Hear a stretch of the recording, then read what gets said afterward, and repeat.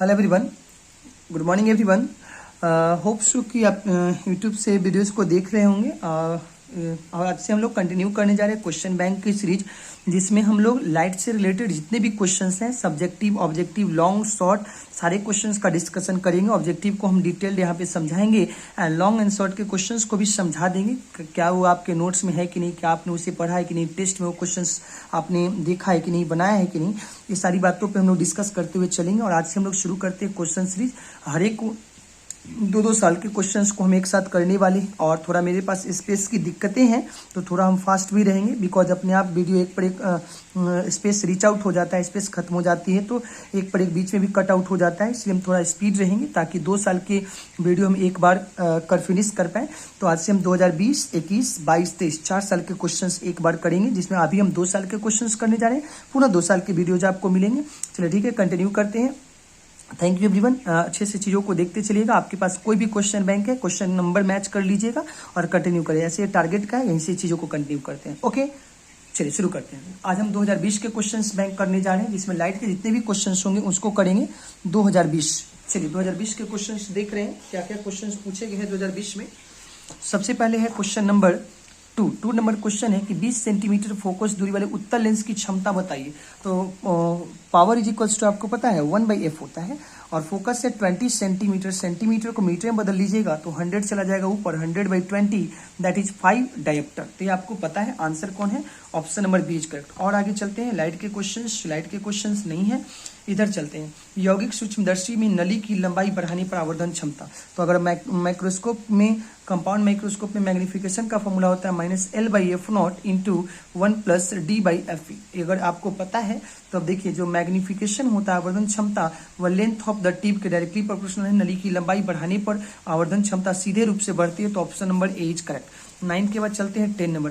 प्रकाश का महत्तम वेग होता है निर्वात में। Option number D is correct. Fringe की चौड़ाई, तो फ्रिंज की चौड़ाई का फॉर्मूला आपको पता है कि फ्रिंज की चौड़ाई होता था beta equals to lambda into D by small D. आपको चीज आती है क्या? फ्रिंज की चौड़ाई beta equals to lambda into D by small D, जहाँ लेमडा है वेवलेंथ, डी कितना है? डी है स्रोत और स्लिट के बीच का गैप था, और स्मॉल डी क्या था? दोनों स्लिट के बीच का गैप। तो देखिए, फ्रिंज की चौड़ाई है डी, ये जो फॉर्मूला है फ्रिंज की चौड़ाई beta equals to lambda D by small D. Option number A is correct. आगे चलते हैं। क्वेश्चन नंबर 40, संयुक्त सूक्ष्मदर्शी की आवर्धन क्षमता का कौन सा संबंध सही है? तो m equals to -L/f0 × 1 + D/Fe। Option number A is correct. आगे बढ़ते हैं। प्रकाश पथ क्या होता था? तो प्रकाश पथ मैंने आपको बताया था कि किसी माध्यम में प्रकाश को गुजरने में जो समय लगता है, उतने ही समय में प्रकाश हवा में कितना दूरी कवर करेगी, इसी को बोलते थे प्रकाशीय पथ। और प्रकाशीय पथ होता है अपवर्तनांक गुने माध्यम की चौड़ाई या माध्यम के पथ की लंबाई। ओके क्या? तो option number A is correct, अपवर्तनांक गुने पथ की लंबाई। चलते हैं आगे। क्वेश्चन नंबर 15 के बाद देखते हैं कौन सा क्वेश्चन पूछा गया लाइट का। क्वेश्चन नंबर नेक्स्ट, लाइट के क्वेश्चंस नहीं है लाइट के क्वेश्चंस। ओके। नेक्स्ट क्वेश्चन है हीरे का अपवर्तनांक। ये सबको पता है 2.4 के करीब होता है। और आगे बढ़ते हैं, लाइट के क्वेश्चंस नहीं। अब चलते हैं लॉजिक गेट। लॉजिक गेट का क्वेश्चन है 25 का द्विधारी में बदले। तो काफी सिंपल है, मैं यहाँ इसे बना देता हूँ। 25 है 25, तो चलिए 25 का बनाया जाए। 260 230 211, यानी कि भाग देते हैं और यहाँ शेष लिखते जाते हैं, और नीचे से ऊपर की तरफ रखोगे तो 11001 is the correct answer. Option number 11001 is the correct answer. Option number C is correct. आगे चलते हैं। निकट दृष्टि दोष में कौन सा लेंस? तो ध्यान रखिएगा, 2 अक्षर में 3 अक्षर, 3 अक्षर में 4 अक्षर। निकट है 3 अक्षर का, तो 4 अक्षर का लेंस अवतल लेंस, यानी option number A is correct. ये कौन से गेट है, किस गेट को निरूपित करता है? ऐसा होता है and gate. Option number D is correct. इस तरह से ऑब्जेक्टिव लाइट के फिनिश होते हैं। अब चलते हैं 2020 में शॉर्ट क्वेश्चन की तरफ, जिसमें सबसे पहला है प्रकाश वर्ष क्या है। वेरी सिंपल क्वेश्चन, ये 9th का क्वेश्चन है। 9th का प्रकाश वर्ष होता है दूरी का मात्रक है। फर्स्ट पॉइंट लिखेंगे यह दूरी का मात्रक है। दूसरा पॉइंट लिखेंगे प्रकाश वर्ष, प्रकाश के द्वारा निर्वात में 1 साल में तय की गई दूरी होती है। प्रकाश वर्ष के द्वारा हम 2 बहुत दूर स्थित वस्तुओं के बीच की दूरी निकालते हैं। जैसे खगोलीय पिंडों के बीच की दूरी, 2 तारों के बीच की दूरी ज्ञात करना है तो हम लोग प्रकाश वर्ष में उसे मापते हैं। और एक प्रकाश वर्ष बराबर लिख लीजिएगा बॉक्स बना करके, 1 light year equal to 9.46 × 10⁻15 metre. एक लाइट ईयर में 9.46 × 10⁻15 मीटर होता है। 3 पॉइंट आपको लिखना है और आपको 2 मार्क्स मिल जाएंगे। आगे चलते हैं। क्वेश्चन नंबर 8, आवर्धन तथा आवर्धन क्षमता में क्या अंतर है? तो वेरी वेरी सिंपल है। आवर्धन स्मॉल एम से रिप्रेजेंट करते थे, और आवर्धन क्या होता है? किसी भी प्रकार से यंत्र के द्वारा बने प्रतिबिंब की ऊंचाई तथा वस्तु की ऊंचाई का अनुपात आवर्धन क्षमता कहलाता है उस यंत्र का। अब एक बार लिखेंगे क्या? तो एक बार लिखेंगे कुछ इस तरह से, तो डिफिनेशन लिखने के बाद लिखेंगे पहले दर्पण, और दर्पण का आवर्धन क्षमता का फॉर्मूला है m इज इक्वल्स टू कितना? हाइट ऑफ इमेज बटा हाइट ऑफ ऑब्जेक्ट, प्रतिबिंब की ऊंचाई बटा वस्तु की ऊंचाई बराबर m से मिरर, तो m से माइनस, तो यहाँ लिखेंगे v वाई, यह है प्रतिबिंब दूरी और यह वस्तु दूरी, इसे बॉक्स में बंद कर लीजिएगा। नेक्स्ट एक बार लिखेंगे लेंस की आवर्धन क्षमता का फॉर्मूला है m is equals to height of image by height of object, और यहाँ प्लस वी वाई होता है, और इसको भी बॉक्स में बंद कर लीजिएगा। ये हुआ आवर्धन। नेक्स्ट आवर्धन क्षमता। आवर्धन क्षमता क्या था? तो आवर्धन क्षमता होती है क्या? तो आवर्धन क्षमता बोला जाता है, पता है क्या? आवर्धन क्षमता बोला जाता है कि नेत्र लेंस पर प्रतिबिंब के द्वारा और वस्तु के द्वारा बनाए गए कोण का जो अनुपात होता है, दैट इज कॉल्ड आवर्धन क्षमता। इसे हम कैपिटल एम से रिप्रेजेंट करते हैं, और एम बराबर होता था बीटा बाई अल्फा। ये मैंने आपको बहुत अच्छे से प्रकाशीय यंत्र में समझा रखा है इस तरह से। ओके क्या?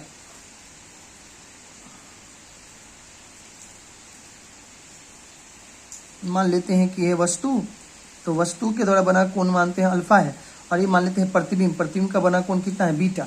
तो वस्तु के द्वारा अल्फा, प्रतिबिंब के द्वारा बीटा, तो आवर्धन क्षमता एम बराबर होता है बीटा बाई अल्फा। इस बात का ध्यान रखें कि आवर्धन क्षमता एम बराबर क्या होता है? Beta by alpha. आवर्धन क्षमता M is equals to beta. ये है दो लेंस, ये है वस्तु, ये इसका अंतिम प्रतिबिंब के द्वारा बना कोण बीटा है, वस्तु के द्वारा बना कोण अल्फा है। कहाँ पर? नेत्रिका पर। इस बात का ध्यान रखिएगा। ये बहुत अच्छे से लिखाया हुआ है कि आवर्धन क्या और आवर्धन क्षमता क्या है, नोट्स में भी है, आप देख लीजिएगा। इसे कैपिटल एम से रिप्रेजेंट करते हैं, और एम बराबर होता है बीटा बाई अल्फा। आगे की तरफ कंटिन्यू करते हैं। क्वेश्चन नंबर 14 नंबर है, प्रकाश के विवर्तन से आप क्या समझते हैं? नोट्स में है, काफी अच्छे से लिखा हुआ भी है, आपको चीजें आएंगी भी, वहां से आप इसे नोट कर लीजिएगा। नेक्स्ट है, क्रांतिक कोण तथा अपवर्तनांक के बीच संबंध स्थापित करें। काफी सिंपल क्वेश्चन है, क्लास नोट्स में है। चलिए यहाँ भी कर लेते हैं। क्रांतिक कोण तथा अपवर्तनांक, बस ऐसे करेंगे। ऊपर नीचे है सघन माध्यम, नीचे है सघन माध्यम, ऊपर है आपका विरल माध्यम। सघन माध्यम का अपवर्तनांक में विरल माध्यम को हवा मान लेते हैं, और हवा का अपवर्तनांक कितना होता है? 1। तो यह है क्रांतिक कोण। प्रकाश ऐसे जाएगी, सतह के समानांतर हो जाएगी। हमने बताया था जिसका अपवर्तनांक उसी का कोण, तो म्यू साइन आई सी बराबर हवा का अपवर्तनांक है 1, और साइन 90 डिग्री, साइन 90 का वैल्यू 1 गुने 1 करोगे तो 1, और यहाँ से निकालिएगा साइन आई सी, तो हो जाएगा 1 बाई म्यू, और यहाँ से आई सी निकालिएगा तो हो जाएगा साइन इनवर्स 1 बाई म्यू। और नीचे स्टेटमेंट लिखेंगे, क्रांतिक कोण अपवर्तनांक का व्युत्क्रमानुपाती होता है। जैसे जैसे अपवर्तनांक बढ़ेगी, क्रांतिक कोण का मान घटता चला जाएगा। ओके क्या? आगे बढ़ते हैं। नेक्स्ट, ये फॉर्मूला आपको समझ में आ चुका है कि जिसका क्रांतिक कोण अपवर्तनांक ज्यादा उसका क्रांतिक कोण कम, जिसका अपवर्तनांक कम उसका क्रांतिक कोण ज्यादा। और हीरा का क्रांतिक कोण 24 डिग्री होता है, पानी का लगभग 42 डिग्री याद रखना है, और कांच का लगभग 48 डिग्री। ऐसे करके चीजों को याद रखना होगा आपको। तो हीरा का पूछा जाता है, पानी का लगभग 42 डिग्री याद रखिएगा, हीरा का 24 डिग्री होता है। नेक्स्ट बात करते हैं, और कोई 2 नंबर के क्वेश्चन है। तो चलिए, अब कोई 2 नंबर के क्वेश्चन नहीं, अब लॉन्ग की तरफ चलते हैं। बोला है उत्तल सतह के लिए ये वाला सूत्र, यानी कि इसको बोलते थे अपवर्तन सूत्र, सत्यापित करें। तो काफी सिंपल क्वेश्चन है। हमने बताया था जिसमें जाते हैं उसको भी से, जिसकी तरफ से यू से, जो आगे उसको आगे, जो पीछे उसको पूछे। ध्यान रखिए कौन सा सतह, उत्तल सतह बनाइएगा। और ये नोट्स में भी है, प्रूफ भी कराया गया, टेस्ट में भी था क्वेश्चन। आगे बढ़ते हैं। क्वेश्चन नंबर 20, तरंग सिद्धांत के आधार पर प्रकाश के परावर्तन के नियमों को सत्यापित करें। इस साल के लिए काफी इंपॉर्टेंट क्वेश्चन है। तरंग सिद्धांत के आधार पर प्रकाश के परावर्तन का नियम लिखिए। तो प्रकाश के परावर्तन का नियम तरंग सिद्धांत के नाम पर, परावर्तन अपवर्तन दोनों हमने प्रूव कराया है, नोट्स में है, और टेस्ट में भी ये क्वेश्चन था और इंपॉर्टेंट, इसे देख लीजिएगा। तो इस तरह से 2020 के short question, long question, objective question finish होते हैं। अब चलते हैं 2021 की तरफ, देखते हैं 2021 में क्या क्वेश्चन पूछा गया है।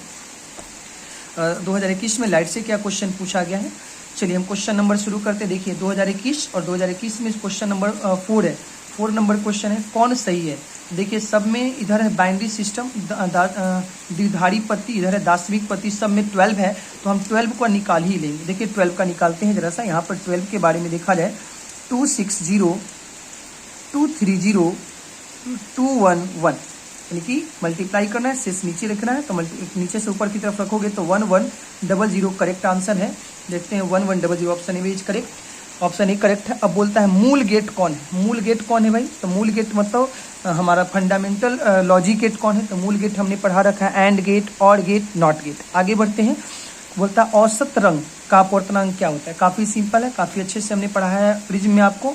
ये था हमारा प्रिज्म, लाइट ऐसे गई थी, बेंड की थी, ऐसे गई थी, ऐसे गई थी, और बीच में एक कलर बनाते हैं। ये है म्यू ऑफ वायलेट, ये है म्यू ऑफ रेड, और म्यू ऑफ येलो। ओके क्या, तो देख सकते हैं कि इसको बीच वाले कलर बोलते हैं, मध्याह्न रंग बोलते हैं, और मध्याह्न रंग का अपवर्तनांक निकालने का फॉर्मूला है म्यू ऑफ येलो बराबर mu of violet plus mu of red by 2। तो ऑप्शन नंबर कौन सा करेक्ट है, option number A is correct. 8 का ऑप्शन ए सही है। चलते हैं 8 के बाद क्वेश्चन नंबर 9 की तरफ। समानांतर कांच की पट्टी की शक्ति कितना होती है। समानांतर कांच की पट्टी की पूछा है 9 नंबर। तो देखिए समानांतर कांच की पट्टी की त्रिज्या, ये सीधी रेखा है, त्रिज्या अनंत है, तो 1/f इज इक्वल्स टू लगाइएगा म्यू ऑफ लेंस बटा म्यू ऑफ माध्यम माइनस 1 इंटू 1/इंफिनिटी, और पुनः 1/इंफिनिटी। एक रखेंगे प्लस में, एक रखेंगे माइनस में, एंड लास्टली देखो 1/इंफिनिटी क्या हो जाएगा, म्यू ऑफ लेंस बटा म्यू ऑफ माध्यम माइनस 1, 1/इंफिनिटी कितना हो जाएगा 0, जीरो में किसी चीज से गुना कीजिएगा तो 0, तो यानी 1/f is equals to 0।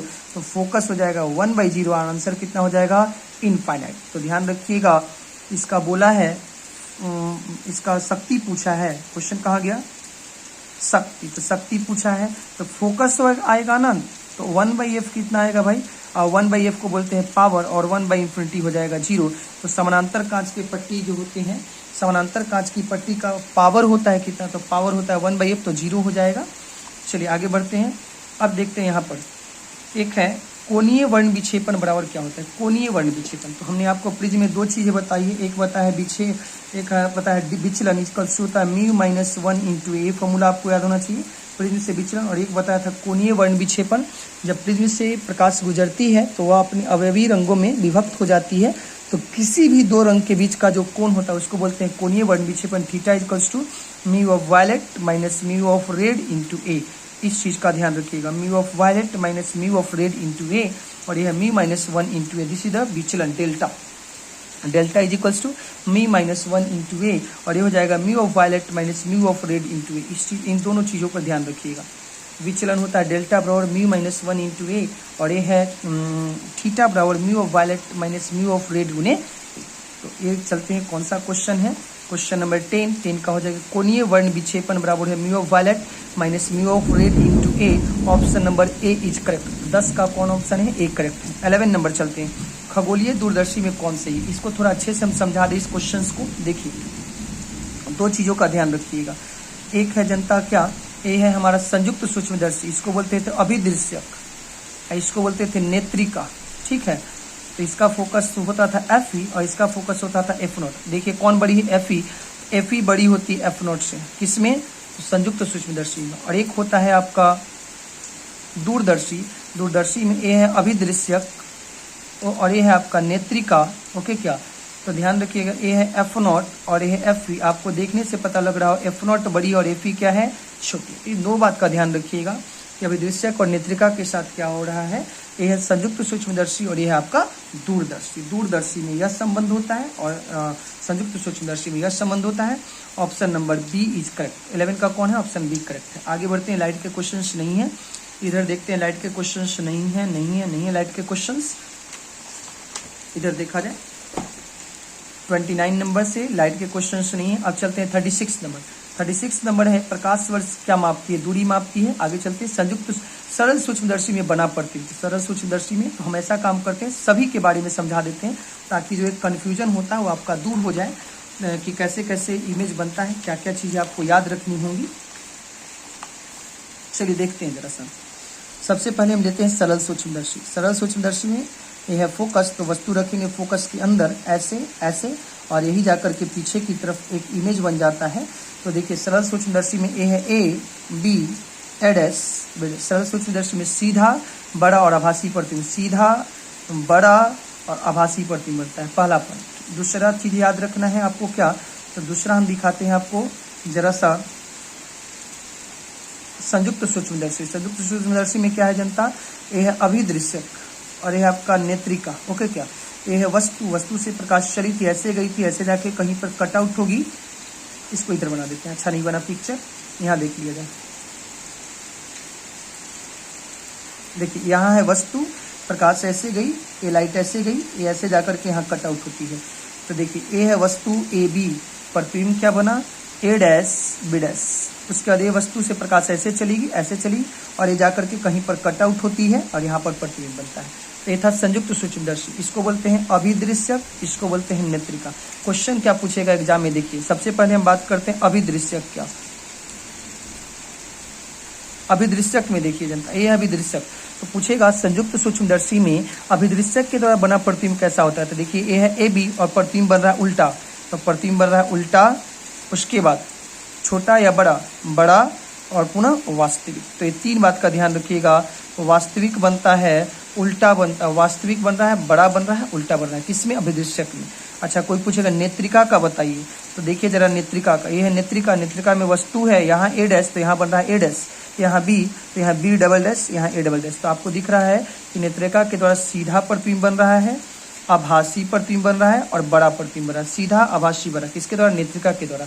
But यदि एग्जाम में पूछता है कि नहीं सर हमको संयुक्त सूक्ष्मदर्शी का बताइए प्रतिबिंब कैसा बन रहा है, तो देखिए संयुक्त सूक्ष्मदर्शी टोटल जिसमें वस्तु है ए बी और प्रतिबिंब क्या है ए डैश बी डैश। तो पहला तो लिखेंगे उल्टा बना, उसका बड़ा बना और उसका आभासी बना है। ये बात बहुत इंपॉर्टेंट है क्योंकि सब लोग जानते हैं उल्टा प्रतिबिंब हमेशा वास्तविक होता है, बट ये ध्यान रखिएगा कि संयुक्त सूक्ष्मदर्शी में अंतिम प्रतिबिंब उल्टा बन रहा है, बड़ा बन रहा है और आभासी बनता है। ये तीन तरह से क्वेश्चन पूछे जाते हैं। क्वेश्चन को अच्छे से सुनिएगा कि संयुक्त सूक्ष्मदर्शी के द्वारा पूछा है कि अभिदृश्यक के द्वारा पूछा है कि नेत्रिका के द्वारा पूछा है। ओके, तो चलते हैं हम क्वेश्चन की तरफ। कहाँ गया था, बोला सरल सूक्ष्मदर्शी में बना प्रतिबिंब काल्पनिक और सीधा होता है। आगे पूछा है उत्तल लेंस के द्वारा कौन सा दोष होता है, तो 2 अक्षर में 3 अक्षर, तो निकट दृष्टि दोष और दीर्घ दृष्टि दोष, तो दूर दृष्टि दोष में उत्तल लेंस का उपयोग किया जाता है। आगे बढ़ते हैं, वर्ण विक्षेपण क्षमता, तो ये तो आपको हमने पिछले वीडियो में भी देखा था। वर्ण विक्षेपण क्षमता है प्रिज्म की शक्ति ओमेगा बराबर होता था प्रिज्म की शक्ति के कारण बाहर लाल पीली हवा, बाहर मतलब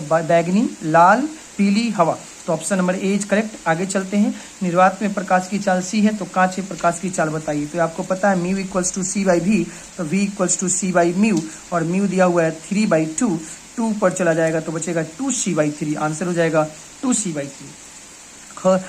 समान समायोजन के लिए खगोलीय दूरदर्शी में लंबाई, तो दूरदर्शी में नली की लंबाई होता है f0 plus FE, option number D is correct. आगे चलते हैं, स्वस्थ आंख के लिए जो फोकस दूरी होता है याद करना पड़ेगा आपको कितना, 2 सेंटीमीटर। स्वस्थ आंख के लिए फोकस दूरी 2 सेंटीमीटर याद रखना है।